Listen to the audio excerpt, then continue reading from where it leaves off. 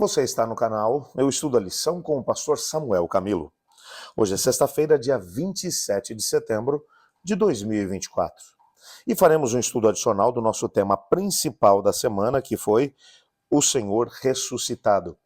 O texto que serviu como base para o nosso estudo da semana foi Marcos capítulo 16, verso 6, que diz: Ele, porém, lhes disse: Não tenham medo, vocês procuram Jesus o Nazareno que foi crucificado. Ele ressuscitou, não está aqui, vejam o lugar onde o tinham colocado.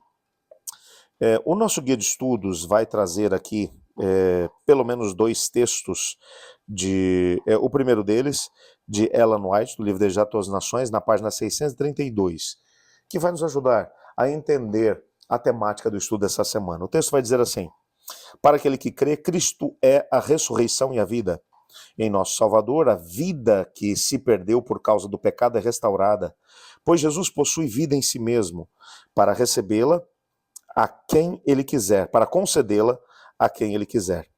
Está investido de direito de conceder a imortalidade. A vida que ele entregou como ser humano, reassumiu e concedeu à humanidade. É interessante esse texto, porque esse texto vai trabalhar em grande medida aquilo que 1 Coríntios capítulo 15 menciona. Paulo fala sobre a ressurreição de Jesus e vai mostrar que a ressurreição de Jesus é o aspecto central da crença cristã. Se você tirar a ressurreição, a doutrina da ressurreição, tanto a de Cristo como também a ressurreição dos mortos, que terá lugar por ocasião do retorno de Jesus, daqueles que esperaram em Cristo, então nada mais faz sentido. Porque se a ressurreição não existe, então é vã a nossa fé. É o que Paulo vai dizer. Porque se você parar para poder pensar que você vive uma vida inteira junto com Cristo Jesus, trabalhando com Ele, e daqui a pouco você morre e não existe ressurreição, então você perdeu o seu tempo.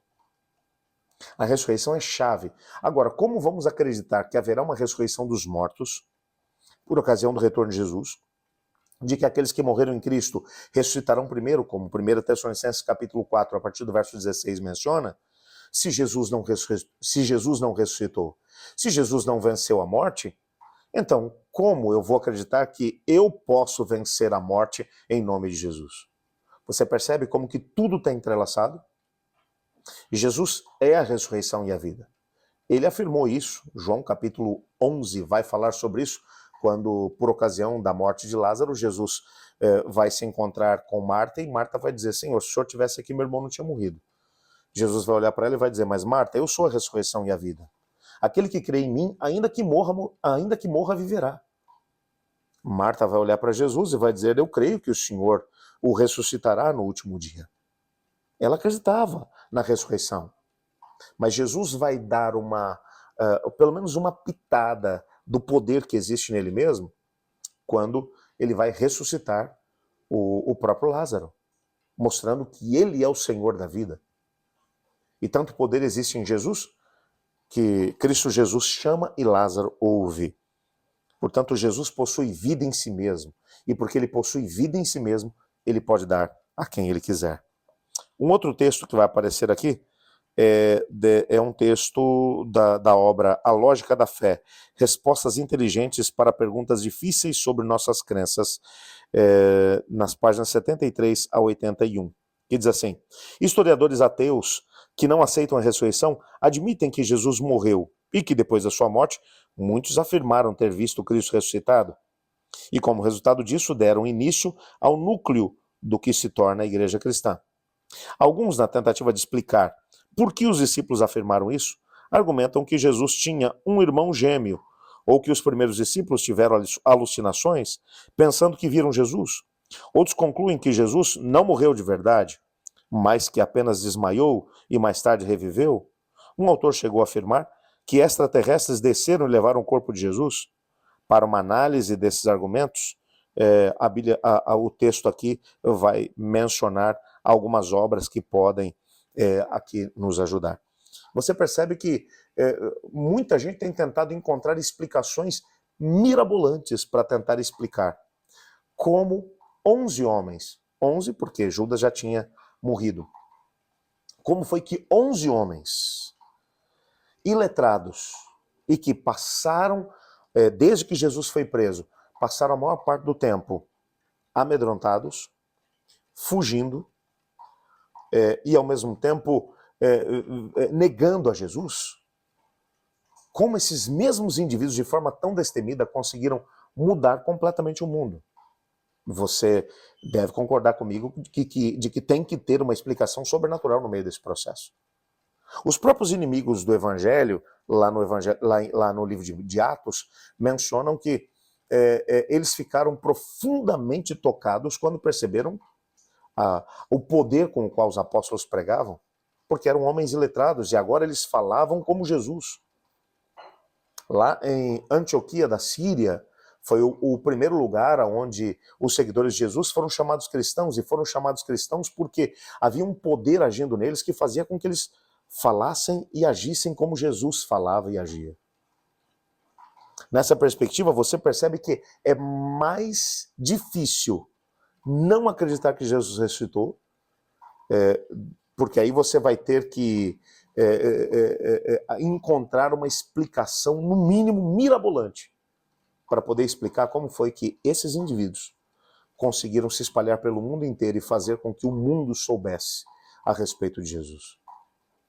A própria pregação do Evangelho é uma das maiores evidências de que Jesus realmente ressuscitou. Bem, e assim nós chegamos ao final de mais um trimestre.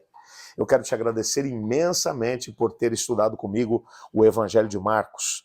Mas amanhã nós vamos começar um estudo completamente novo. Dá uma olhada para isso.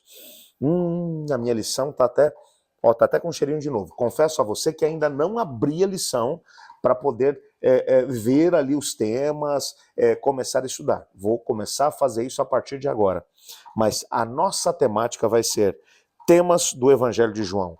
Vamos agora analisar a história a respeito de Jesus, mas com os temas mais importantes lá no Evangelho de João. Bom, só para poder te dar uma palhinha aqui, ó, eu vou abrir aqui agora. Eu estou olhando pela primeira vez, ó, minha lição nem foi aberta ainda.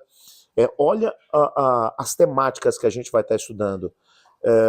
O texto vai dizer: Satanás quer apontar um caminho, sinais da divindade, a história de fundo e o prólogo, o testemunho de Jesus como Messias, o testemunho dos samaritanos, mais testemunhas de Jesus, bem-aventurados os que creem, cumprindo as profecias do Antigo Testamento, a fonte da vida, o caminho, a verdade e a vida, Pai, Filho e Espírito Santo, a hora da glória, a cruz e a ressurreição, e epílogo, conhecendo Jesus e a sua palavra. Gente, tem muita coisa boa esperando a gente no próximo trimestre. E eu te desafio a continuar junto comigo. Já que você estudou o Evangelho de Marcos, vamos estudar junto os temas principais do Evangelho de João. Eu acho que vai valer muito a pena. Muito obrigado a você que esteve junto conosco. Amanhã a gente continua junto. Vamos terminar orando? Obrigado, Pai, por tua palavra e porque tivemos a oportunidade durante os últimos 3 meses de estudar o Evangelho de Marcos e olhar para a história de Jesus sob a perspectiva do que foi escrito ali. Amanhã começaremos a estudar os temas principais do Evangelho de João. Ajuda-nos a sermos edificados através desses temas. Nos colocamos em tuas mãos no nome de Jesus. Amém. Eu estudo a lição e você?